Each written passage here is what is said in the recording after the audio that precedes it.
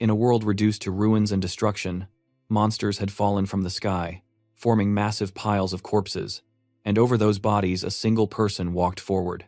That young man looked down at the people below and spoke in confusion, wondering why Lu Wei, someone who had once fought beside him as a brother, would do this to him. Lu Wei activated his voice microphone and responded from the top of the mountain of monsters, not with an answer, but by recalling the past. He spoke of the moment when the calamity began, when monsters emerged from spatial rifts and destroyed everything in their path. Later, those rifts were named dungeons, and people discovered that those who came into contact with them gained mysterious powers and classes. Because of that, the body class was formed to conquer the dungeons, and together they advanced triumphantly. After a brief pause, Lu Wei cast a sharp gaze toward the young man and explained that this was precisely why he needed to eliminate him. The young man had become someone beyond his control. Users of powerful classes could easily destroy the Empire's order, and someone who had surpassed even S-class was the most dangerous enemy of all. Hearing these words from someone he had trusted and followed, the protagonist did not know how to react to the shock. He realized that the goal had always been to keep the strongest powers within the royal family so they could continue ruling the Empire. Overcome with fury, the young man cried out that this was merely an excuse to eliminate his comrades and family. The sharp eyes of the crowned Lu Wei pierced into him, making it clear that he would do anything to maintain the stability of his empire. The young man screamed Lu Wei's name in rage and released all the remaining power he had, despite his body being torn by painful wounds. He vanished from his spot and advanced like a flash of light. Before he could reach his target, a thunderous explosion erupted behind him. With no strength left, the young man crashed down into a puddle of mud while mounted on a horse. Lu Wei approached him calmly and revealed the truth. He had forged the tempering of the young man's armor long ago, and the explosion had injected a poisonous compound directly into his wounds. After a triple S-rank battle, there should have been no strength left to resist. Lu Wei had even prepared his entire army, calling this his final act of respect. Above Lu Wei, all the water in the surroundings began to gather, rising and forming an enormous sphere. The young man lay powerless on the ground and watched his life flash before his eyes. In his childhood, he had camped and played with Lu Wei, believing they were friends and brothers for life. Now, those memories felt like a cruel joke. Just before he lost consciousness, a mechanical echoed within his mind. His secret skill, Mirror World, had met the conditions for activation. It was a triple S-rank hidden skill, an ultimate ability capable of reversing everything, with the choice to use it or close it. The young man, completely powerless, stared at the water mirror beneath him and slowly closed his eyes, feeling himself sink and drown within a vast lake of darkness. Decades later, in a forest region near a lake, loud laughter echoed through the air. A group of bullies stood near the water, having tied a boy upside down and treating him as if he were already dead, laughing cruelly at his condition. The leader of the group, muscular and wearing a malicious smile, struck the bound boy and mocked him, saying that there was still a spark of life left in him. Laughing along, another boy loosened the rope and threw the already pale victim back into the lake once again. Falling headfirst into the water, the boy held his breath for as long as he could. Outside, the group of delinquents continued laughing together, deliberately keeping him submerged so he would learn a lesson for daring to pretend in front of them. Beneath the surface, the helpless boy was rapidly losing air. A red trail escaped from his mouth as he suffocated, his eyes slowly turning red. In his mind, he screamed and wondered why he always ended up trapped in situations like this. At that moment, while still underwater, the desperate boy heard a sound coming from outside. Another boy, trembling with fear, had rushed over to the delinquents and pleaded with them to stop, saying that the boy truly would not survive like this. The leader of the group only responded with contempt, stating that if the boy was suffering, he could simply heal, since he was an enchanter. With malicious intent, the delinquent wrapped an arm around the trembling boy's shoulders and whispered that he was being hypocritical, reminding him that he had been the one who helped them locate the victim, making everything his fault. The bespectacled boy stammered, as he tried to come up with an excuse, but this only irritated the bully further. The bully proposed that the bespectacled boy should get into the water instead, and mocked him by asking whether the punching bag had finally grown a brain. Just as the bully raised his hand to punish him, a loud bang echoed across the area. Turning around, he noticed a strange glow forming in the middle of the lake. Waves of reverberating energy spread across the surface, reshaping the surroundings into something entirely new. When the four bullies realized that a dungeon had suddenly emerged, panic overtook them and they immediately fled the scene. The bespectacled boy managed to stand up and also intended to run away, but upon seeing the tied boy, a moment of conscience struck him. Casting aside all other thoughts, he rushed toward the bound victim. He passed straight through the expanding dungeon's energy and entered a desolate new world filled with monsters. He hurriedly tried to untie the boy, but the ropes were far too tight. While struggling with the knots, he suddenly felt alarmed. A humanoid monster with horns, wielding a cleaver, leapt toward him. At the same instant, he felt someone grab his shirt. Before he could fully process what was happening, the boy he had been trying to free threw him backward and stepped forward to face the monster instead.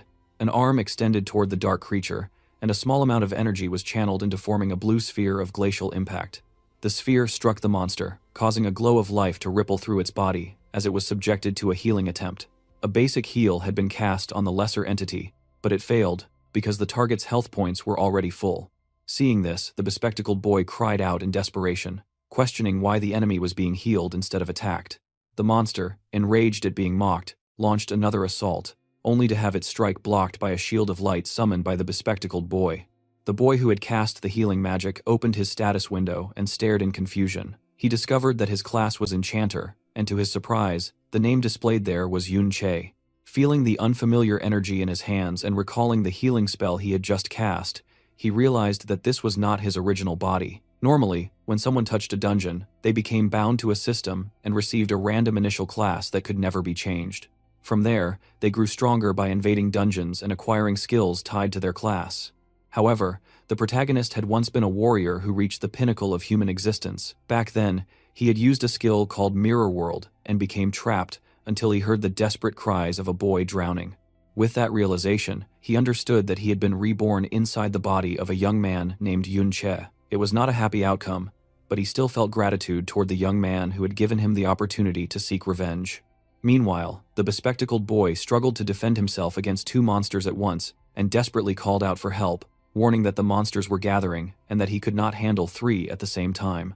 Ignoring those cries, the protagonist, now living as Yun Che, examined the new body's status and immediately realized how weak it was.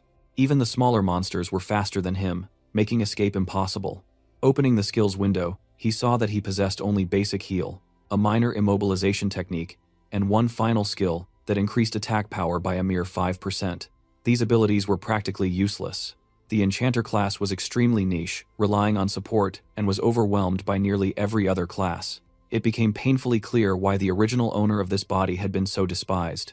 Even so, the protagonist believed that his past combat instincts might allow him to deal with the smaller monster attacking him, but it would have to be done quickly, as his stamina was already dangerously low. As his last hope, he turned to the Mirror World skill. Dodging the monster's cleaver strike, he extended his hand and activated the skill without fully understanding its mechanics.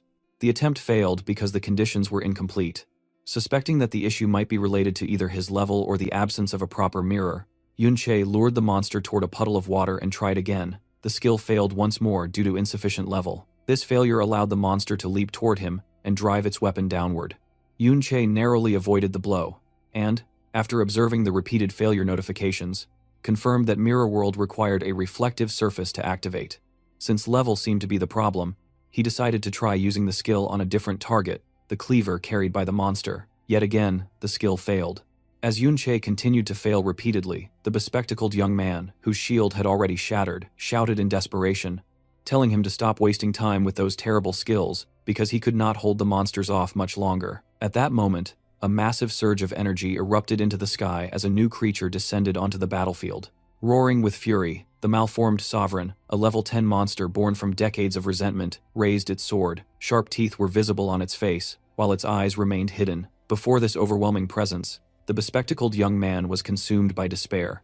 He realized that they would not survive, as an elite monster like this required at least someone at level 10 to stand a chance of defeating it. As the first monster appeared, several more flashes of energy descended from the sky, shocking the bespectacled boy. The environment instantly became dark and hostile, and the overwhelming pressure caused him to collapse onto the ground in pure shock. Before them, an army of hundreds of monsters had manifested, all summoned by the dungeon itself. Meanwhile, Yun Che continued attempting to activate the Mirror World skill, even targeting fallen stones scattered across the ground, yet every attempt resulted in the same failure notification caused by insufficient level. As he wondered whether even a simple stone exceeded the acceptable level difference, he noticed the advancing monster army, their distorted expressions filled with hunger and a desire to devour humans. The bespectacled young man lying on the ground trembled uncontrollably, barely able to summon a stable shield. Yun Che then attempted to use Mirror World on the malformed shield, only to receive a notification stating that it was impossible to reverse the skills of others. That notification served as a crucial clue. Acting quickly, He activated the skill again, this time attempting to reverse one of his own abilities. This time, Mirror World activated successfully, reversing the original Yunche skill, Entangled Vines.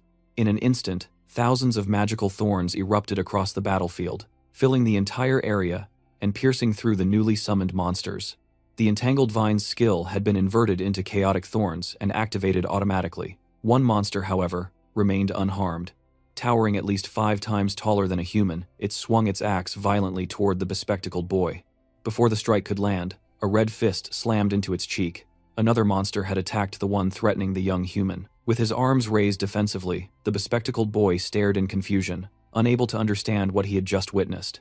Observing the scene, Yunche realized that the skill's effect had been completely inverted. Instead of vines restraining a single enemy with a low chance of immobilization, the reversed version unleashed thorns that struck targets with a low chance of causing confusion. Through the reversal enchantment, confusion became an effect that afflicted units, forcing them to attack random targets around them. That was exactly what was happening now. Monsters clashing violently against one another. A confident smile formed on Yunche's face as he witnessed a useless skill transformed into something overwhelmingly powerful through reversal. That realization led him to consider the potential of reversing his remaining skills as well.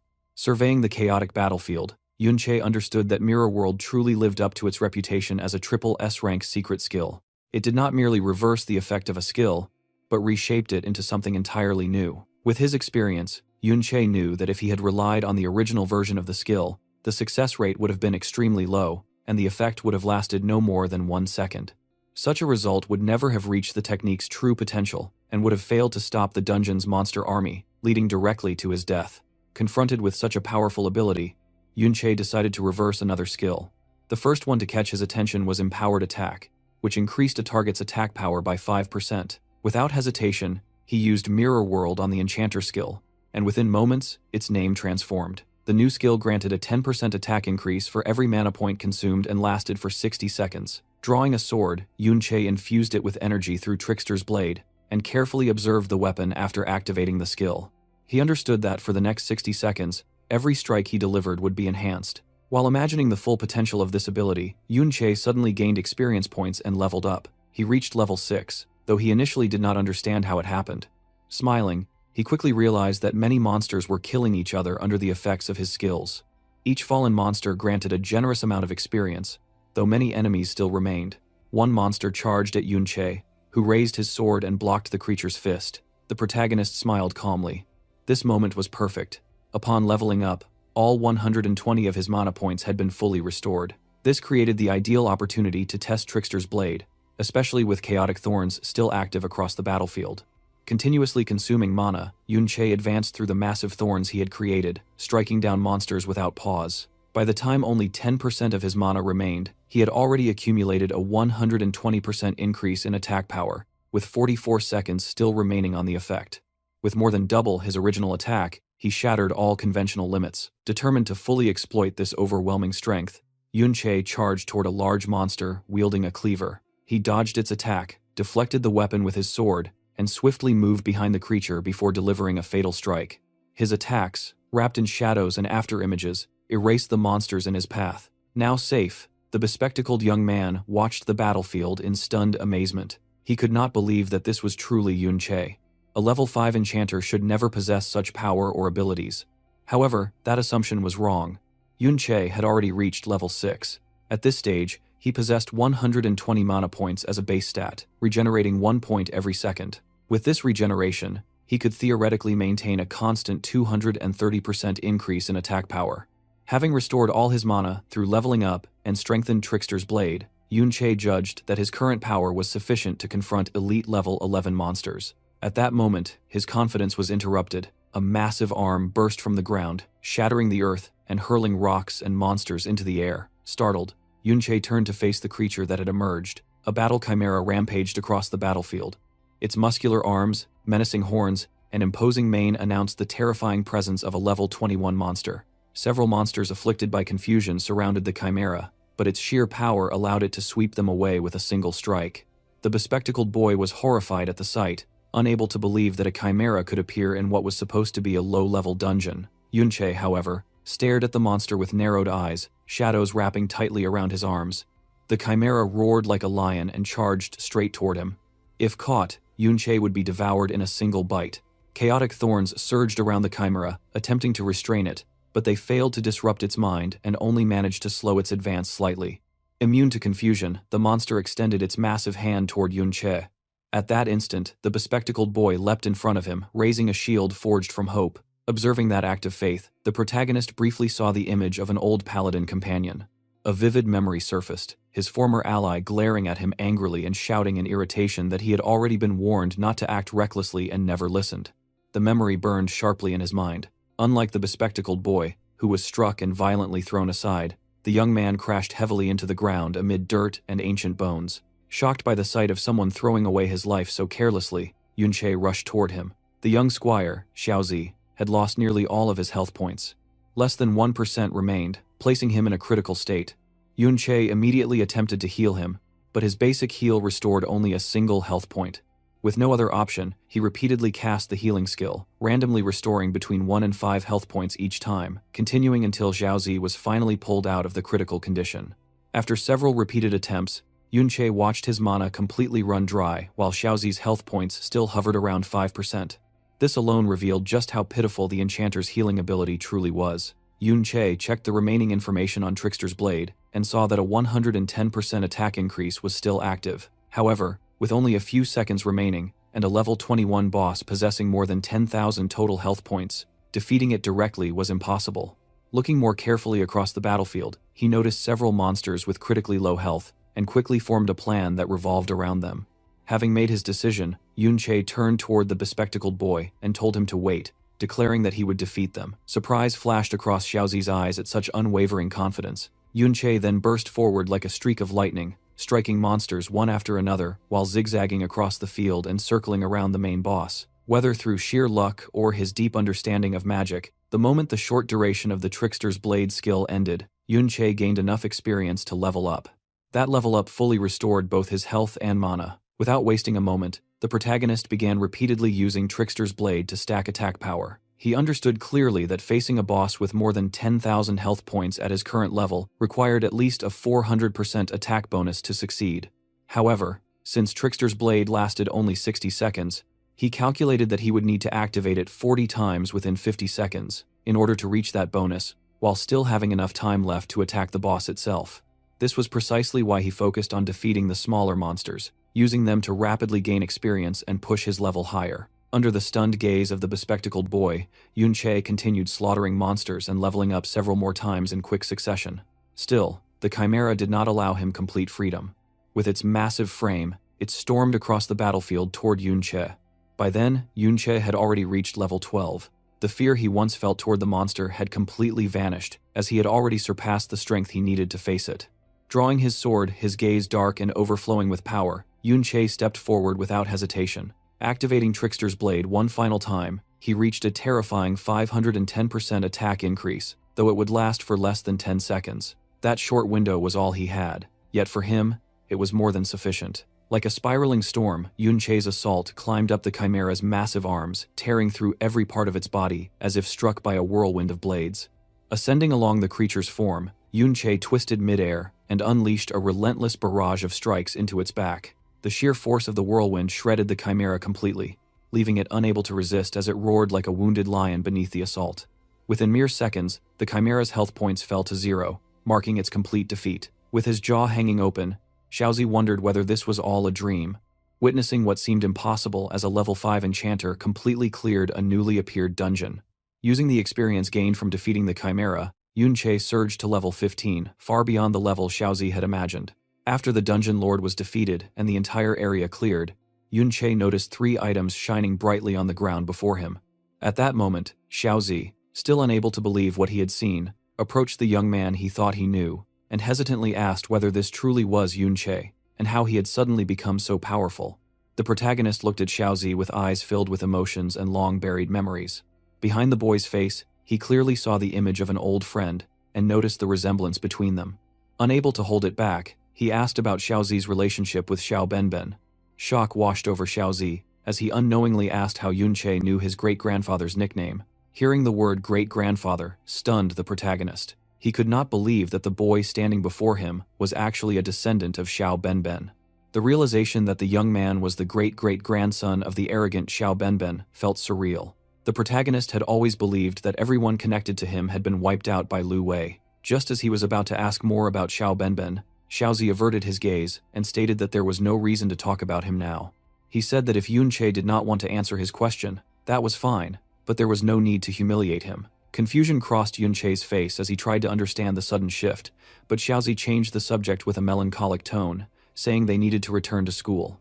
He mentioned that there would be a visit to the Modern History Memorial the next AA, and that missing class would draw unwanted attention. Those words caused the protagonist's body to tremble uncontrollably for a brief moment, though he quickly regained his composure. He understood that revealing his true identity was still impossible, and if Xiaozi chose to investigate him, something suspicious might surface. Choosing caution, he set those thoughts aside and returned to the academy. As Xiaozi had said, they were heading to the memorial. The protagonist considered that visit a valuable opportunity, imagining it could allow him to search historical records and uncover what had happened in the years following his betrayal by Lu Wei. The next day, the group traveled through a city filled with buildings inspired by revived Gothic architecture, marked by pointed roofs, elaborate ornaments, and flamboyant facades. A double-decker tram moved steadily through the streets alongside modern cars. Inside the tram, several students chatted energetically and enjoyed the ride. At the back of the vehicle, Yunche and Xiaozi sat quietly in casual clothes, resting in silence. As Yunche gazed out the window, he became acutely aware of how much the world had changed. After being absent for so many years, he was confronted with countless new sights he had never imagined. Humanity now relied on products derived from dungeons to power vehicles, along with various four-wheeled machines unfamiliar to him. Feeling confused, he opened his inventory, recalling that only items obtained from defeated monsters could be taken out of dungeons. One of the items Yunche currently possessed was the Chimera Bone Ring of epic grade. Crafted from the ribs of the Dungeon Lord, the Battle Chimera, the ring allowed the wearer to integrate a Chimera limb into their own body. He had also recovered a book obtained within the dungeon, an item that was usually sold, but this time he had used it to gain the passive skill, equipment, physical resilience, which permanently reduced the physical damage he received.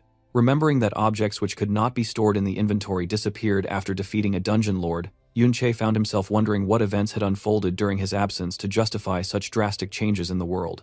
After several hours of travel, the group arrived at a large square. At its center stood a gigantic statue positioned before an enormous museum. As the protagonist stared at the imposing figure, he heard the teacher announce to the students that the statue depicted the supreme governor of their kingdom, the emperor who had ended the dungeon disasters, Lu Wei. Leading the students inside the museum, the teacher explained that the location had once been the site of a famous rebellion 50 years earlier. During that era, humanity had been severely afflicted by dungeons, especially after the appearance of a terrifying triple S-ranked dungeon, which forced everyone to live in constant fear. The teacher recounted how King Lu Wei had personally led the army on an expedition. Despite suffering heavy casualties, the dungeon was conquered, but at that critical moment, a long-planned rebellion had caught him off guard. The mastermind behind that betrayal, the teacher emphasized, was someone whose name everyone knew. Listening with a darkened expression, the protagonist heard a distorted retelling of his own history. According to the official narrative, the individual whom the king had deeply trusted had turned into an ungrateful traitor. Anger surged within Yunche. He knew the truth. It had been them who conquered the triple S-ranked dungeon. It had been them who were ambushed. The teacher continued passionately, stating that the pain of betrayal under such circumstances was unimaginable. Yet the king overcame that sorrow and fought on bravely. With the assistance of the hero Ding Kun, the rebellion was successfully suppressed. Hearing that name, Yunche frowned deeply. He had no memory of anyone called Ding Kun. At that moment, the delinquents who had once thrown the former Yunche into the lake appeared among the students. They looked surprised to see Yunche and Xiaozi still alive. One of them remarked that they had believed Yunche would be swallowed by the newly formed dungeon. Another added that the dungeon had been conquered extremely quickly, which meant a master must have been involved, and that the two of them must have been absurdly lucky. Everyone's attention shifted toward them. Ding Shu was well known among the students, and many grew curious about the situation. Questions spread through the crowd about whether Yunche and Xiaozi had truly encountered a dungeon disaster and how they had managed to survive. Ding Shu approached and casually placed an arm around Xiaozi's shoulders, whispering that although Xiaozi was lucky, he had nearly dragged everyone into that dungeon, and now needed to explain how he intended to repay that debt. Xiaozi immediately pulled away and shouted that it had been Ding Shu's fault and that he intended to report him. With a threatening expression, Ding Shu grabbed Xiaozi by the face and warned him that he clearly did not understand the situation. He forced Xiaozi to look toward a nearby statue, depicting a knight stepping on a kneeling figure, with its head pressed to the ground. Ding Shu pointed out that the one being crushed was Xiao Benben, labeled a traitor, and reminded Xiaozi that he was his descendant. He mocked the idea that anyone would ever take Xiaozi's side. Xiaozi fell silent. Ding Shu continued, declaring that insults directed at him were meaningless, but speaking ill of his ancestor was unforgivable. His loud voice attracted more attention. One student commented that Ding Shu's grandfather was the hero Ding Kun. Hearing this, Yunche's expression darkened further. Another student remarked that the one beside Ding Shu was Xiaozi, the descendant of a traitor daring to insult the heir of a hero, and that the world truly seemed upside down. Xiaozi stood frozen as students repeated the claim that his ancestor had betrayed the king, and that without Ding Kun, countless lives would have been lost. Fueled by applause, Ding Shu shouted that he did not care what people said behind his back, but insulting his grandfather in public was unacceptable. The teacher intervened, attempting to calm the situation, and told Xiaozi that fairness would be upheld as long as he apologized. Xiaozi stood stunned as the teacher continued, saying that Xiaozi should feel grateful that the hero had spared his family, and that showing ingratitude was dishonorable. After stepping aside, the teacher allowed Ding Shu to seize Xiaozi once more. Ding Shu gestured around them, stating that even if he beat Xiaozi there and then, no one would intervene, since no one would help a street dog. Gripping Xiaozi by the hair, Ding Shu smiled maliciously and clenched his fist, asserting that a descendant of a hero could never be wrong. As his fist moved forward in the name of his grandfather's honor, the malicious smile on his face was abruptly cut short when a shoe struck his cheek squarely. Ding Shu was sent flying and crashed heavily onto the ground. Shocked, Xiaozi turned toward his savior. With a cold and dark expression, Yunche remarked that in such a family of heroes, no one seemed to have time to properly educate their children. The surrounding students were stunned. Some even began recording the scene, unable to believe that Yunche had dared to attack Ding Shu. He appeared like an entirely different person. Yunche's words echoed through the crowd. No one believed he would dare insult a hero's family. Those who remembered him recalled that he was only level 5, the weakest in the class. Yet, when someone voiced this, others questioned how Yunche had managed to hit Ding Shu and what his intentions were. To many, it seemed as though Yunche had lost his sanity. They muttered that he had no parents, was always gloomy, and never had friends, and that his mind must have finally snapped. Even with his face injured, Ding Shu smiled darkly. He wiped his cheek and stared at Yunche, stating that Yunche was nothing more than a punching bag who should be grateful he was being ignored, and that attacking him when he was not paying attention was unforgivable. Declaring that he would deal with Yunche as well, Ding Shu stood up and regrouped with his fellow delinquents, immediately launching magic attacks. Seeing their intent, the protagonist snorted. Before any of them could react, he moved swiftly, striking each delinquent with precise punches and kicks, preventing them from activating their abilities. In the blink of an eye, Ding Shu was forced back onto his knees, coughing violently. The academy students stared in disbelief at Ding Shu and his group lying on the ground, unable to understand what had just happened. Ding Shu's expression was filled with shock, unable to comprehend how he had lost to Yunche. Whispered comments quickly spread, with students noting that Ding Shu had been knocked down again, and that it was clearly not an accident, wondering whether Ding Shu was truly that weak. Hearing the mocking remarks, Ding Shu erupted in fury. He scrambled to his feet, allowing a fiery aura to burst from his body as he activated the Fury skill. Unwilling to take further risks, Ding Shu pulled a fire hammer from his inventory, a weapon that boosted his attack power by more than 300 points. With fury burning in his eyes, he charged directly at Yunche. Before Ding Shu could even comprehend what happened, Yunche stepped to his side and mocked him by pointing out how obvious his openings were. With Trickster's Blade active, granting an 80% attack bonus, Yunche delivered a powerful left hook. Still unable to believe the outcome, Ding Shu began to fall. Before he could hit the ground, Yunche struck again, driving him violently into the floor. At that moment, a security guard pushed the surrounding students aside to clear a path, shouting to ask what was happening. When he saw Ding Shu lying unconscious on the ground, he raised his voice again and demanded to know if there was any healer nearby. The students stood frozen in shock after witnessing the fight. None of them had ever seen Yunche move with such speed. Remembering that someone had said Yunche was only level 5, a girl murmured that he seemed far too strong for someone at that level. Even away from the main group, 2 girls reacted with surprise, though one of them concealed it well. Clearly irritated, the security guard scolded the teacher, stating that fighting inside the hall was forbidden, and asking what would happen if something valuable was damaged. He questioned whether the teacher was truly capable of controlling the students. The teacher quickly strode toward Yunche and vented his anger on him, declaring that insulting a hero had not been enough and that now Yunche had dared to attack a hero's descendant, asking whether he felt any shame at all. Without hesitation, the teacher summoned an item from his inventory, something that immediately caught Yun-Che's attention. Before the teacher could launch an attack, Yun-Che released the power of the ring he was wearing, instantly shattering the staff in the teacher's hand. Shock spread through the crowd as they watched a student overpower a teacher in a direct confrontation.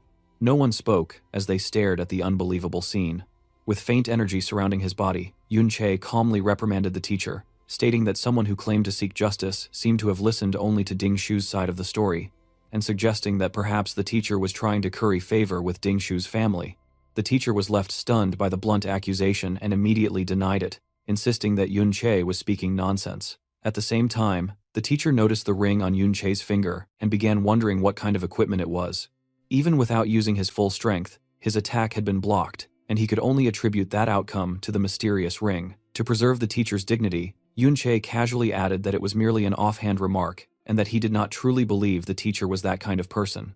After clearing his throat, the teacher replied that he would investigate the cause of the conflict. He chose to retreat, sensing that with such equipment involved, there was a possibility someone powerful was secretly supporting Yun-Che. Yun-Che then checked the Chimera Bone Ring's information and discovered that after just one clash, its durability had dropped to 37%. Although it was epic-grade equipment, it had been designed for a level 21 dungeon lord, making it unreasonable to expect it to perform flawlessly against a level 35 teacher. Turning his back on the teacher, Yun-Che suggested that, as punishment, they could simply be expelled from the museum. Without waiting for a response, he walked toward the exit and called for Xiaozi to follow him. As Xiaozi hurried after him, the surrounding students watched in disbelief, whispering about how drastically Yun-Che had changed and how he had even blocked a teacher's attack despite still being a student. After Yun-Che left, the teacher finally remembered Ding Shu lying on the ground and urgently shouted for someone to cast a healing spell on him. Once Yun-Che exited the museum with Xiaozi following closely behind, he lowered his head as his thoughts churned restlessly. It seemed that truly, no one from the past had survived. Even Benben had been eliminated by that so-called hero. Yun-Che glanced at Xiaozi, who looked almost excited to be following him, and thought that if he asked something, the boy would likely answer without hesitation. Clearing his throat, Yun-Che mentioned that history was not his strongest subject, and asked Xiaozi to explain the specific deeds of the hero known as Ding Kun. Xiaozi hurriedly searched his memory, though he knew little, and explained that Ding Kun had supposedly discovered the conspiracies of the great villain Yun-Che in advance. According to history, he had led an ambush near the triple S-ranked dungeon to provide support, thereby resolving the rebellion crisis entirely. Hearing about the ambush caused Yun-Che to recall how he and his exhausted companions had been suddenly attacked, powerless to resist, and ultimately destroyed. Xiaozi continued, saying that history recorded Ding Kun as someone who had aspired since childhood to resolve the dungeon crisis and had trained for that goal. After receiving promotion from the king, he had fought across several countries for years, saving many places from disasters, including the famous Great Cataclysm of Winterfell City.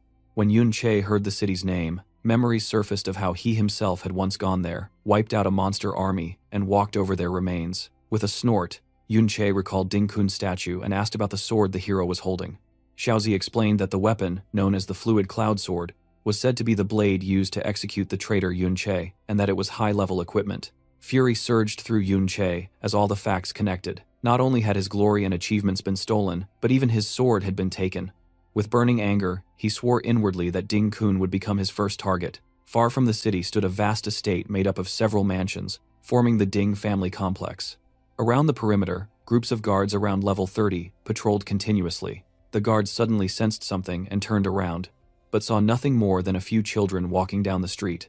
One of the warriors scratched his head, clicked his tongue, and returned to his watch. Hidden from sight, Yun-Che glanced at the guards from the corner of his eye and noted their alertness, suspecting they possessed scouting skills. Following closely, Xiaozi tried to persuade him to leave, warning that there were many guards, and that even if they managed to enter, the moment Ding Shu returned, they would be doomed. Although Yun-Che wanted to eliminate the so-called hero Ding Kun immediately, Xiaozi explained that Ding Kun spent most of his time inside high-level dungeons. Unlike decades ago, people could no longer freely enter and exit dungeons. High-level dungeons were now guarded by the military, and special passes were required for access. Yun-Che believed that Ding Kun's family possessed such a pass at home, which was the reason he intended to sneak inside the estate. Curious, Yun-Che asked whether so many guards were truly necessary, noting that they were only one of roughly a dozen branches descended from Ding Kun. Xiaozi restrainedly reminded him that this was still the residence of a hero's descendants, and that there were also closed dungeons located on their property. Hearing this, Yunche became confused. Xiaozi expressed surprise that he did not know, and explained that low-level dungeons had long since been bought and sold. With a downcast tone, Xiaozi added that this was something only those with power and influence could do. Ding Shu always had guards accompanying him, allowing him to hunt monsters and level up freely. In contrast, ordinary students could only hunt monsters during limited school practice, and even then, they had to compete with each other because monsters were scarce. Like an old man filled with nostalgia, Yunche clicked his tongue and reflected on how much this era had changed, realizing that the rich truly grew richer, and the strong grew stronger. Running to keep pace with him, Xiaozi confirmed this reality, explaining that a normal person typically reached levels 15 to 20 after finishing their studies, and after leaving school, they lost access to dungeons and stagnated. Only those who obtained dungeon-related jobs, such as working in government-managed dungeons, could reach level 30 even in old age. Gesturing toward the guards patrolling the residence, Xiaozi explained that such people could enter the family dungeons they worked for, which was why they hovered around level 30. To reach even higher levels, it was usually necessary to enlist in the army or join official organizations like guilds or military academies. Only then could one continue accessing dungeons and leveling up. Xiaozi's explanation confirmed Yunche's suspicions. To grow stronger, he would need a pass. After following Yunche for some time, Xiaozi urged him to turn back, stating that the level difference was too great and that no matter how skilled Yunche was, he could not match the guards. Yunche ignored him. It was true that his current strength was far from enough to eliminate the so-called hero, let alone the Supreme King Lu Wei, who was protected by multiple layers of defense. Still, Yunche held confidence. Reconnaissance skills learned around level 30 usually covered only small areas, such as Eagle Eye, Enhanced Hearing, or summoning rat spirits. They were insufficient to monitor an entire mansion at all times. Yunche also observed that most of the guards appeared complacent, either because the dungeon was not especially important, or because they believed no one would dare invade the residence. All of this told him that infiltration was possible. While Xiaozi struggled to understand Yunche's intentions, he suddenly saw him leap over the estate wall. Compared to the high-level dungeons Yunche had faced in the past, this was trivial. Xiaozi tried to warn him about the intrusion, but before he could finish speaking, Yunche grabbed him by the shirt. Holding Xiaozi at eye level, Yunche asked whether he wanted to change his life. Xiaozi looked away and admitted that he did, but only if he could enter a guild.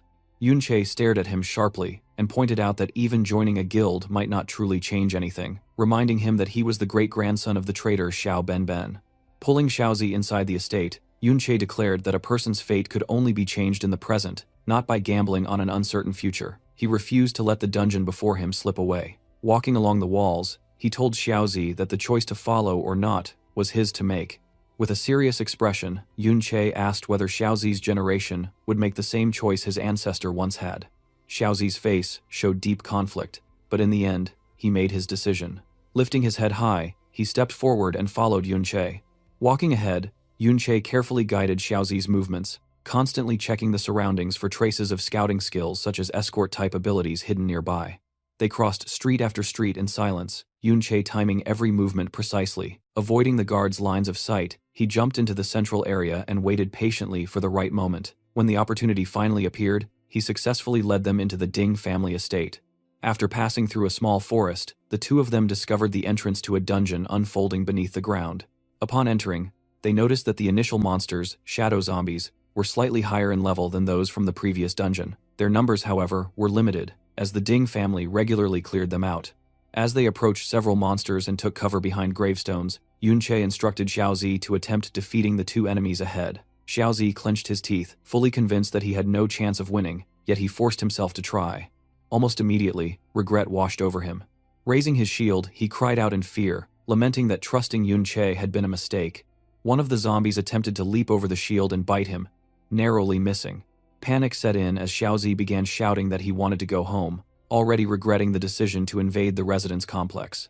With every monster attack, he retreated further. Yunche ordered him to attempt a counterattack, but Xiaozi could not find an opening at all. Standing with his arms crossed, Yunche calmly told him that he was watching closely and that nothing bad would happen. Hearing this, Xiaozi gathered a bit of confidence and raised his shield again. Closing his eyes, he charged at a zombie and struck it with the light shield. At that same moment, another zombie attacked from behind. Acting purely on instinct, Xiaozi dodged, and the attack only grazed his hair. Observing closely with his arms still crossed, Yun-che confirmed what he had already suspected. The young squire's talent was actually quite good. His main weakness was panicking too easily, which caused him to focus entirely on defense.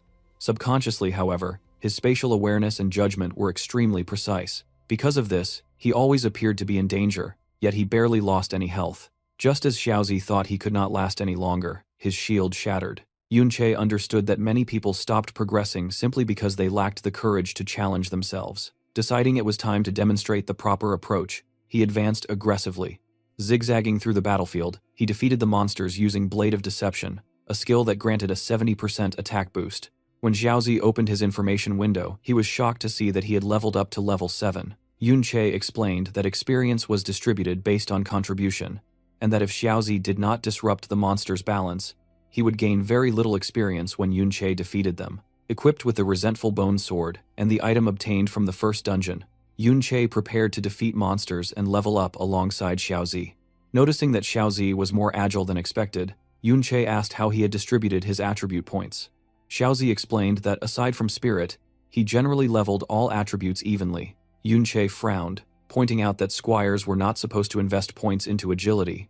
Xiaozi admitted that if he did not, it would be difficult to find a group at school, since no one wanted to wait for someone slow while monsters were being stolen elsewhere. With a sigh, Yun-che told him to consider the long-term picture. He explained that class advancement after level 60 required strict attribute thresholds, and that becoming a fortress bastion demanded 60 points in stamina and 90 in defense, meaning random distribution would become a serious problem. Xiaozi looked confused by these words and stated that the average high-level individual was only around level 40, making it difficult to even imagine reaching level 60, which was considered rank S. Placing a hand on Xiaozi's shoulder, Yun-che stared deeply into his eyes and declared that from now on, Xiaozi could begin thinking about rank S, and even far beyond it. Xiaozi was visibly surprised, yet deep down, he believed those words. Despite saying this, Yun-che knew he also needed a plan for his own class advancement. Opening his status window, he recalled that his support class had only become powerful due to the secret skill, Mirror World. As he considered which class path to pursue, something unexpected caught his attention. Reading the system message, he saw that defeating a zombie had granted him souls of shadow monsters, which were converted into elements of the expected world, causing the Mirror World skill to gain 2,000 experience points. Realizing that Mirror World itself could be leveled up left him deeply shocked. The battle against the zombies continued. Yun-che's sword repeatedly empowered by the trickster's blade attack bonus. He pressed forward, cutting down monsters one after another. After a chain of strikes, the remaining duration of the attack bonus expired. At that exact moment, a zombie that had not yet been eliminated launched a counterattack. Reacting with sharp reflexes, Yun-che shifted his body and struck again, finishing off the greedy zombie that still had about 10% of its health remaining. Trickster's blade was undoubtedly powerful, but it could not sustain prolonged battles. Because of this, Yun-che made sure to end the fight immediately after the skill's duration expired. Breathing heavily, he checked his stamina and realized it depleted quickly as well, making extended engagements unrealistic. Even so, he was leveling far faster than most. Since entering the Ding family dungeon, he had already gained 2 levels, reaching level 17. With every zombie defeated, Yun-che continued to acquire souls from shadow creatures. These were converted into mirror world elements, steadily increasing the skill's experience. After checking his abilities, a sense of unease suddenly washed over him. Reacting instantly, Yun-che moved away from his position and climbed one of the cave's natural walls. Hidden beside Xiaozi, he observed the Ding family guards, whose patrol frequency had noticeably increased since their arrival. This led him to wonder whether the guards had already detected the intrusion. Xiaozi, who had now reached level 8, remarked that only a few monsters remained and that continuing further would be extremely dangerous. Yun-che agreed. Fighting while evading guards, managing attack bonuses, and tracking the trickster's blade duration was too much to handle simultaneously. Reviewing his inventory, Yun-che evaluated the skill book he had obtained, the Brick Spell, which created a mana brick suspended in midair. When reversed, it became the Void technique, capable of making brick-sized objects intangible. This made it clear that not all reverse skills were suited for combat. As for Mirror World, it still required 30% more experience to evolve. Seeing how powerful the reverse skills already were at level 1 filled Yun-che with anticipation. Imagining their potential after Mirror World evolved excited him deeply. Standing up to better observe both the guards and the deeper parts of the dungeon, Yun-che reasoned that defeating the dungeon boss could push Mirror World to level 2. Since other dungeons might not offer such generous experience gains, This opportunity was too valuable to abandon. Having made his decision, Yun-che concluded that they should not leave yet. Their next objective was clear. They needed to move toward the central area where the dungeon boss awaited. As they moved toward an area where vines frequently rose and formed spiritual chandeliers, Yun-che detected the presence of rats and owls that had been summoned through detection skills. This forced them to remain hidden, as scouting abilities were appearing more often along their path. After a long and cautious walk, Yun-che finally arrived at the location he had been aiming for. Inside a vast hall, spiritual chains stretched outward, sealing a grand existence onto a stone throne. Around the central arena and below it, several guards patrolled methodically. Xiaozi stretched his neck slightly, unable to hide his amazement. He realized this was a controlled dungeon boss and noted that it was the first time he had ever seen something like this. He recalled that even school dungeon bosses were guarded by teachers, and remarked that the chains restraining this boss had to be extremely high-level equipment. Yun-che silently observed the situation and analyzed it carefully. With so many guards present, any attempt to attack the boss would immediately draw their attention. At his current level, he knew it would be impossible to defeat the boss while being besieged by guards. That was why, when he noticed a lone guard relieving himself near a wall, Yun-che acted. He struck from behind, catching the man completely off guard while he was in the middle of tending to his physiological needs. With a 150% attack bonus, Yun-che knocked the guard down and immobilized him. A dark aura surrounded Yun-che as he approached, partially covering his face with cloth to conceal his identity. He threatened the guard, stating that he would ask questions and expected honest answers. The mustached guard broke into a cold sweat. He immediately agreed to cooperate, stating that he would tell everything, and that the Ding family did not pay him enough to die for them. Seeing how easily the man surrendered, Yun-che rolled his eyes. But this only made things more convenient. When asked about dungeon passes, the frightened guard revealed that the old family master collected large numbers of them, and that they were not rare. Regaining a bit of composure, the guard glanced sideways and mocked the idea that they had gone so far simply out of admiration for the hero. However, his attitude instantly reverted to fear when he saw Yun-che's dark expression return. He hurriedly explained that he had personally seen the old master store the passes and leave them with the captain of the guards. He also warned that these were temporary passes, and that without inside assistance, anyone holding them would certainly be questioned. Grabbing the guard by his armor and staring deeply into his eyes with an intimidating gaze, Yun-che ordered him not to worry about their situation and demanded that he empty his inventory. A few minutes later, Yun-che, Xiaozi, and the guard exited the Ding family dungeon. Yun-che dragged the guard along by his shirt and questioned whether that single enchanter skillbook was truly all he had. Terrified, the guard swore it was and desperately explained that the Ding family was extremely stingy. Most dungeon drops were confiscated, leaving guards with only scraps, while all valuable items were kept within the residence. The only book he handed over granted the skill Sunlight Baptism, a passive ability that increased defense by 3% for 10 seconds after being healed. When reversed through Mirror World, it transformed into Moonlight Blessing, a skill that increased attack by 6% for 15 seconds after using a healing skill. Yun-che dragged the now armorless guard toward Xiaozi and moved along the path leading to the inner residence. As they approached and spotted other guards, they hid. The captive guard explained that entry was impossible without being summoned. He further clarified that aside from the young master Ding Shu, everyone inside the inner mansion was level 30 or higher and equipped with high-rank gear, making guards unnecessary there. Squeezing the man, Yun-che asked whether the passes were inside the residence. The guard immediately corrected him and said the family head was there. He then explained the structure of the estate. The dungeon with the boss was located underground, while the gardens and inner mansion were above. The family head was already level 42, and warned that they would definitely lose against him. The old family master himself was level 57. He had 3 sons. The main family head was level 42. The second family head, also level 42, was Ding Shu's father. The third family head was unexpectedly the strongest among the brothers at level 52. The guard attempted to warn Yun-che that although everyone was currently away on business, it would be extremely dangerous if they returned during an invasion. Yun-che ignored these warnings and focused instead on evaluating the strength of each lineage member. After knocking the guard unconscious and leaving him on the ground, Yun-che turned to Xiaozi, who was now wearing the guard's armor.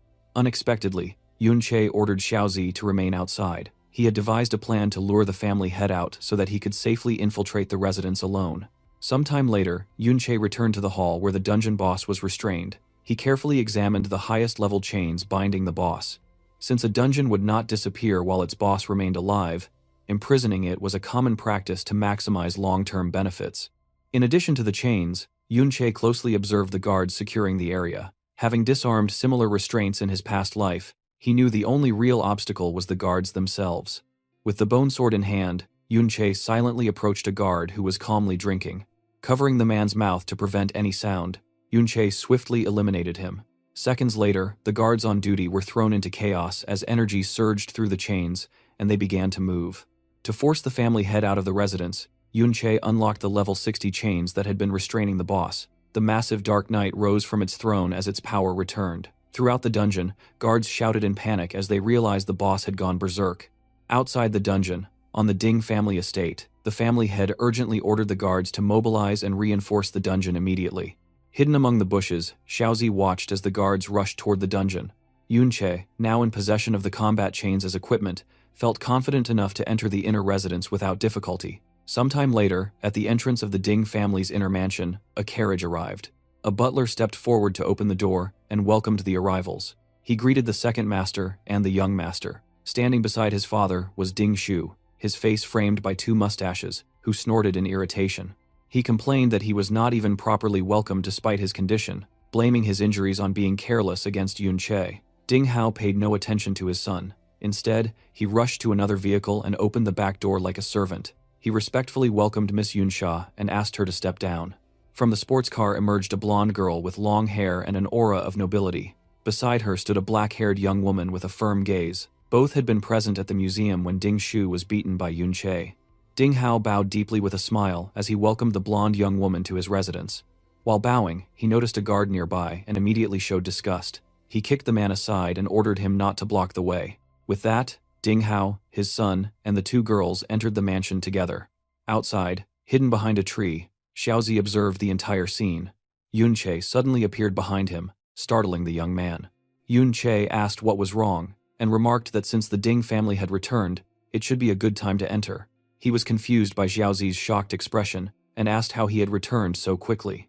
Yunche then coldly reminded him that even though this was only a level 30 dungeon, capturing a dungeon boss alive was extremely difficult. He explained that it would take the guards a significant amount of time to restrain the boss again, and asked Xiaozi what he had seen. Glancing toward the mansion entrance, Xiaozi pointed at the man who had been kicked away by Ding Hao, and revealed that the person was his younger uncle. Yunche listened carefully as Xiaozi began to explain. Back when Yunche had rebelled, his family had already been wiped out. However, they had been spared the public humiliation that other families suffered. Hearing this, Yunche swallowed hard, imagining the consequences. With sorrow heavy in his voice, Xiaozi continued. After that day, his family constantly defended themselves against the Empire's malice. Under secret instructions from the hero Ding Kun, the persecution only intensified. In the end, they were forced to become servants of the Ding family, paraded from time to time to showcase the supposed power and benevolence of the heroic lineage. Biting his lip in resentment, Xiaozi explained that his family had no choice but to bow before the Ding family to survive, begging and accepting a miserable existence. He revealed that his father's generation had attempted to change their fate by going public, but it ended in tragedy. His father went insane, while his uncle became a loyal dog serving the Ding family. Trembling with fear, Xiaozi questioned whether he truly belonged there. Yunche silently observed the weight of emotions pressing down on Xiaozi and stepped forward. As he passed him, he stated that he needed to enter the inner residence. Alarmed, Xiaozi tried to stop him and warned that Ding Shu's father was inside, fully equipped and at level 52, and that discovery would mean certain death. A dark aura radiated from Yunche as he spoke of hope. He explained that in an era where dungeons were controlled, taking no risks meant there would never be any chance to change one's life. Some things, if approached with hesitation and fear, could never be conquered. Yunche declared that he could help Xiaozi change, but the choice had to be made first. He chose to fight, yet would not force Xiaozi to follow. Xiaozi trembled, still trying to make Yunche reconsider. He spoke of the great family that ruled the world and questioned whether it was truly possible to stand against them. Leaving Xiaozi behind, Yunche burst forward and declared that he was not fighting a single family, but the entire empire. In an instant, Yunche crossed the inner residence courtyard and approached one of the side entrances. Inside the mansion, Ding Hao received reports of what had happened and questioned how the dungeon lord had managed to free itself. Hearing the conversation, Yunsha asked whether her presence was inconvenient and offered to return another day. Smiling warmly, Ding Hao immediately denied it, saying that his eldest brother could handle the situation and that a mere dungeon was far less important than her visit. Changing the topic, Ding Hao revealed that after hearing of her arrival, both his father and his other brother had decided to return home. He spoke confidently, stating that the situation would be easily handled, and that they had even contacted the Grand Hero, who was eager to meet the young woman. Sneaking through the mansion, Yun-chae overheard the conversation, and wondered whether this Grand Hero was the same Ding-kun. He recalled hearing that special escorts were required to enter hero-class dungeons. The way Yun-sha was treated suggested she held significant status. Yun-chae grew even more curious upon realizing her surname was Yun, the same as his own, though he dismissed it as coincidence. Setting those thoughts aside, Yun-chae focused on his objective and prepared to move toward the dungeon passes. The moment he shifted, the black-haired woman accompanying Yun-sha, who appeared to act as her bodyguard, sensed the movement. Yun-chae slipped through the residence, carefully avoiding maids who chatted absent-mindedly. Advancing cautiously, he reached what appeared to be an office. At the same time, outside the dungeon, knights and the family head emerged from the portal. Ding He, the first head of the Ding family, spoke coldly. He stated that the dungeon boss had been released with malicious intent, yet no trace of anyone reckless enough to do so had been found. Whoever was responsible was clearly not just seeking high-level equipment. He raised his hand and ordered the inner residence to be surrounded immediately. With Yun-sha visiting, he was determined to prevent any possible accident involving her. Inside the office, Yun-chae searched through drawers but found nothing of value. Upon encountering a locked drawer, he used his ability to alter the shape of objects. As soon as the lock changed form, it opened, revealing several books. The first item he found was a diary. Beneath it lay multiple high-quality skill books. The first skill he examined was Slow Aura, which reduced the movement speed of enemies within a 20-meter radius by 20%.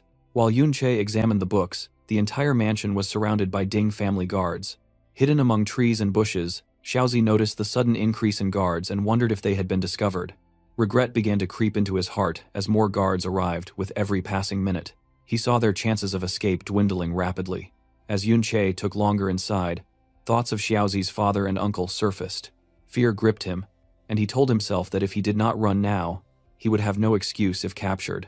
Images of the third master of the Ding family appeared in his mind, dragging his father away while his mother was restrained. Clenching his fists, Xiaozi decided that at the very least, he needed to escape silently and save himself. Just as he prepared to flee, Yun-chae's words echoed in his mind, reminding him that change required making a choice first. Having decided, Xiaozi pulled the mask away from his mouth and shouted at the top of his lungs. The guards' attention instantly shifted toward the sound, and they all rushed toward Xiaozi. He had shouted intentionally, drawing the guards away to create an opening for Yun-chae to escape. At that same moment, Yun-chae burst through a window, shattering it. He looked in Xiaozi's direction with a smile, acknowledging that the young man had overcome himself and chosen to fight. Leaping over the guards, Yun-chae shouted that he had taken the chains and skill books and challenged them to come after him if they had the courage. The guards immediately gave chase. Yun-chae selected the Slow Aura skill and reversed it, transforming it into Acceleration Aura, which increased the movement speed of allied units within a 30-meter radius by 30%. Ding! He roared in fury upon spotting the intruder and ordered squads 2 and 3 to return and reinforce the dungeon's protection. He realized that the intruder was not escaping, but heading straight for the dungeon. Xiaozi, his face pale and filled with fear, looked back in confusion, unable to understand why Yun-chae was drawing the guards away from the mansion. Yun-chae sprinted toward the dungeon, fully aware that with so many guards deployed, the dungeon lord must have already been subdued after a fierce battle. Charging into the underground dungeon, the protagonist intended to exploit the aftermath. The boss had likely taken heavy damage during its suppression. Defeating it now would serve a clear purpose, allowing him to evolve the Mirror World skill. Inside the residence, the young Yun-sha was served tea to pass the time. From her seat, she could hear the commotion outside and behaved with calm condescension. She remarked that there was no need for her uncle to keep her company. Ding Hao reassured her, saying it was merely a small thief who would soon be caught by his older brother. Outside, however, his older brother was struggling greatly just to approach the intruder. He furiously pushed aside guards who blocked his path, ordering everyone to head straight toward the boss's room. Moving faster than the slower guards, he took the lead and commanded the rogues and archers to follow him in pursuit of the intruder. As Yun-chae drew closer to the inner area, he sensed the Ding family head approaching at increasing speed.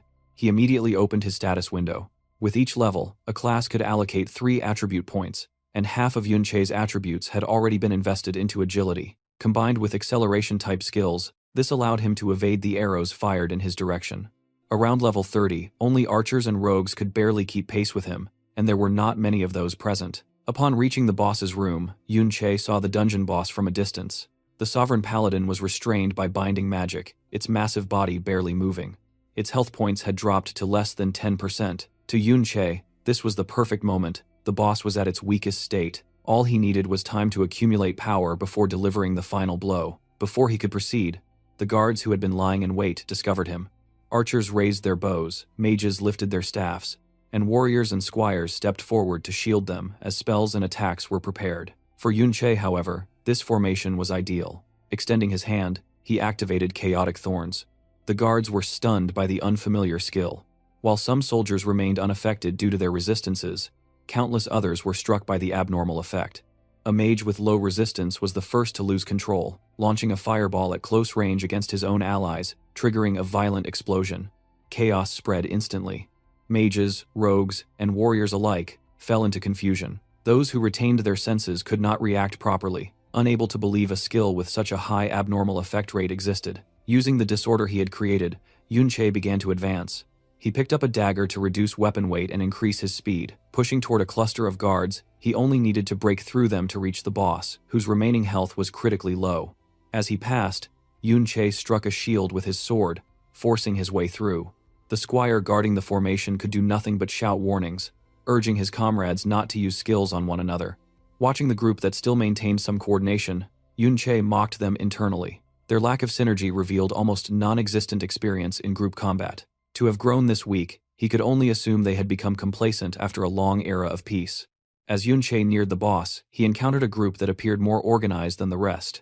At their front, a warrior steadied them and ordered them not to retreat, declaring that Yun Che was alone and that bringing him down would ensure he could not escape alive. Vines and spells surged toward Yun Che, but he dodged them through swift and precise movements. At that moment, Ding He arrived at the boss hall and shouted for everyone to hold the intruder, announcing that he would deal with him personally. Fully equipped, Ding He charged forward, swinging his warrior's axe wreathed in fierce flames. Displaying the strength of a level 42 warrior, he crossed the entire distance in an instant. Sensing the danger, Yun Che reacted immediately. While blocking a sword aimed at slowing him, he snorted in disdain, belittling Ding He's attack. He then drew out the combat chains he had stolen earlier. Although he possessed fewer equipment pieces and could not compete with Ding He in raw stats, the chains allowed him to close the gap. The chains manifested their power by forming a ghostly arm of dark energy wrapped in metal links. This energy arm clashed head-on with Ding He's blazing attack. However, the collision was only a diversion. Yun Che used the resulting impact wave to propel himself past Ding He and straight toward the boss. Riding the momentum, Yun Che generated compressed air beneath his feet and rushed toward the sovereign paladin, whose health was below 10%. Veins bulged on Ding He's forehead as he roared in fury, enraged by the audacity. Yun Che answered through action. He unleashed a decisive strike on the dungeon boss, claiming the experience for himself. Upon impact, the sovereign paladin's health dropped to 0, and its massive form disintegrated instantly. A surge of experience flooded Yun Che's body. He leveled up 3 times in rapid succession, reaching level 20. Simultaneously, his secret skill Mirror World gained experience and advanced to level 2. Seeing the dungeon within his estate destroyed by an unknown intruder, Ding He ground his teeth in rage. He and his subordinates charged toward Yun Che, shadows of the sovereign's remnants still swirling around him. As they closed in, Yun Che opened his information window and activated Mirror World.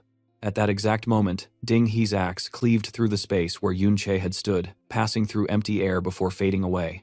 Confusion seized everyone present as the intruder vanished without a trace. Yun Che, now under the effect of Mirror World, perceived the surroundings entirely differently. He still appeared to be within the dungeon, yet everything felt unreal, distorted, as if existing in another dimension. Checking the skill's details, he discovered a timer labeled Mirror Walk, with a remaining duration of 29 minutes and 51 seconds. This was a true world within the mirrors. Realizing he had entered a parallel realm created by Mirror World, Yun Che understood why everything appeared reversed from left to right compared to reality. Approaching one of the guards who seemed frozen in place, he attempted to touch him, only for his hand to pass straight through. These figures resembled illusions rather than physical beings. Crouching down, Yun Che picked up a stone from the ground. Unlike the guards, it felt real and even displayed an item description. It was identified as a mirror fragment, an item that could be taken out into the real world. From this, Yun Che realized that after evolving Mirror World to level 2, he could extract objects from this mirrored realm. Wondering whether the system interface had changed as well, Yun Che opened it. A list of skills appeared. Those he already possessed were highlighted, while others remained grayed out. Selecting one of the grayed skills resulted in a notification stating it had not yet been learned. From this, Yun-Che understood that the illuminated skills represented reversed forms. To activate them, the corresponding base skills first had to be learned in reality.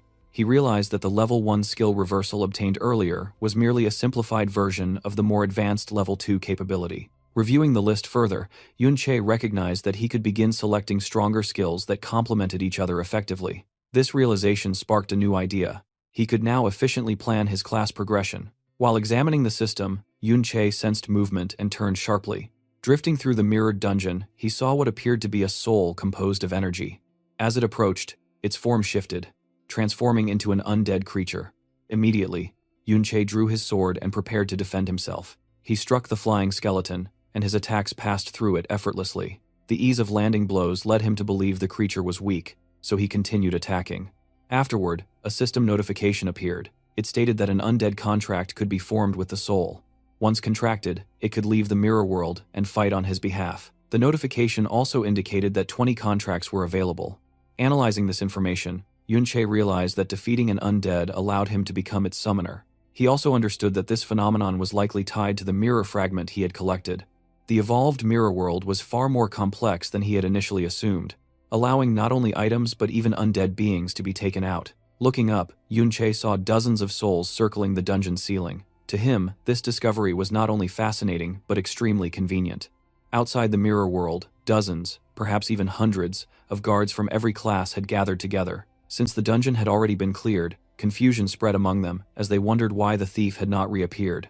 None of them believed he had simply vanished using some ordinary rogue stealth skill. A rogue casually spinning his dagger spoke up, correcting the others. He explained that stealth skills had limits in duration and form, and were never completely undetectable. His words instantly provoked Ding He. Enraged, he struck the rogue who dared to joke in front of him, and shouted that if the thief had not used stealth, then how had he escaped while being surrounded by so many people? Unable to find the intruder, Ding He demanded that they repay everything they had earned from the dungeon. In the middle of Ding He's furious outburst, a presence suddenly appeared a few meters away. Both Ding He and the rogue fell silent and slowly turned their heads. Yun-Che had returned to reality. As the mirror walk timer ended, he briefly wondered whether he had returned to the exact original location or materialized at the position he occupied within the mirrored world.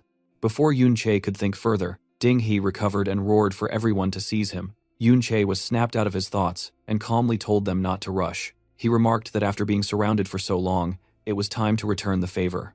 Undead energy surged into Yun-Che's hand.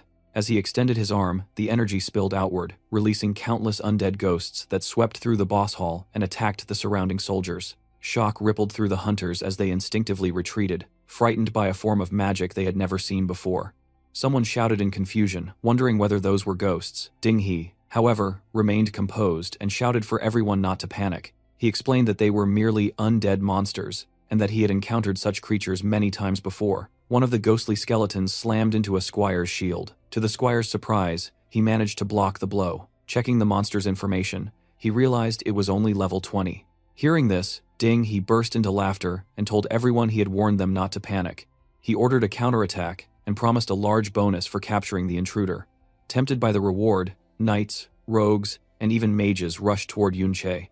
Yet after advancing only a few meters, they saw him vanish once again. Using the confusion created by the undead, Yun-Che escaped the dungeon. Even while fleeing, Yun-Che was keenly aware that the levels of his summoned undead were still low. He wished he could command stronger undead, such as dark knights or liches. Against beings like those, a disorganized group like the one he had just faced would have stood no chance. What frustrated him most was that all the stronger undead he had encountered were already under contract. Moreover, the mirror world had an exploration limit, preventing him from moving more than 200 meters from his starting point. Since the mirrored world recreated his surroundings, Yun-Che reasoned that entering it from a different location might allow him to encounter higher-level undead. As he ran across the Ding family estate grounds, he suddenly came upon a disturbing scene. A warrior had grabbed Xiaozi by the face and lifted him into the air, mocking him for hiding so well and wondering what kind of reward he would receive for capturing him. Just as the knight prepared to drag Xiaozi away, Yun-Che moved. He struck the man from behind, forcing him to release the boy. Xiaozi looked up in shock and saw Yun-Che. Without hesitation, Yun-Che seized him by the armor and pulled him along, telling him to move. With the situation descending into total chaos, Yun-Che recognized the perfect chance to escape and assess his gains later. Inside the dungeon, the battle against the undead continued. Despite their numbers, the Ding family warriors eventually gained the upper hand thanks to their higher levels. One by one, the skeletons were defeated. However, the undead began to rise again after being destroyed, resurrecting with their health fully restored. Just as they were about to attack once more, a powerful surge of energy flooded the entire dungeon, erasing them completely. A man who had just arrived released a heavy breath. Ding Zhe, recognizable by his three-tufted mustache, stood there wearing gauntlets and radiating a dense crimson aura. He explained to the guards that the undead were summoned creatures. Even though they could revive, they consumed magic points, and defeating them a few more times would exhaust their summoner's mana. Inside the mansion, an elderly man asked whether Miss Yunsha had already left. Ding Hao stood before him and bowed deeply, bending 90 degrees as he apologized. He admitted his failure to keep her there, explaining that the intruders had been too audacious. They had not only run through the residence shouting, but had even shattered one of the mansion's windows. Ding Dan, the son of the great hero Ding Kun, and the old master of the Ding family, snorted irritably and frowned. He pointed out that the intruder had managed to enter the inner residence, yet no one had captured him or even learned his appearance. He questioned how such incompetence could be tolerated. Ding Hao had nothing to say in his defense and could only acknowledge his failure. Then, remembering something important, he informed his father that Miss Yunsha had agreed to visit the hero's dungeon. At the very least, the matter concerning Grandpa had proceeded smoothly. With a cold snort, Ding Dan gave his order. The moment the intruder's identity was discovered, he was to be eliminated. Staring at the shattered window, Ding Dan instructed his son to hurry and investigate what else had been taken.